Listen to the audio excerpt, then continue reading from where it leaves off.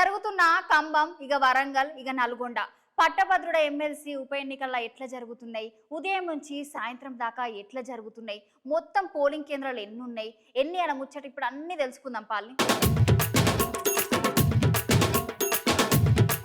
ఇవాళ పట్టుభద్రుల ఉప ఎన్నిక ప్రచారాలన్నిటిని ముగించుకొని ఖమ్మం వరంగల్ నల్గొండ పట్టుభద్రుల ఉప ఎన్నిక రోజు తోటి ముగియనుంది. ఈ పట్టుభద్రుల ఉప ఎన్నికల భాగంగా ఈ రోజు ఉదయం 8 గంటల నుంచి సాయంత్రం 4 గంటల వరకు పోలింగ్ కొనసాగుతుంది. అయితే ఈ పోలింగ్ కేంద్రాల వల్ల పట్టుభద్రులే స్వయంగా వచ్చి ఓటు వేస్తారు. అట్లనే ఉప ఎన్నికల మొత్తం 65 పోలింగ్ కేంద్రాలు ఉన్నాయి. అయితే ఈ ఎన్నికల్లో ఎటువంటి అవాంతరాలు జరగకుండా ప్రశాంతంగా జరిగినందుకు అధికారులు మంచి చర్యలు చేపట్టారు. జరిగేటటువంటి ప్రతి పోలింగ్ స్టేషన్ వద్ద 5 పోలీస్ సిబ్బందిని పెట్టి ఆ పోలింగ్ కేంద్రాల చుట్టుపక్కల ప్రాంతాల 144 సెక్షన్ అమలు చేసిరు పోలీసులు.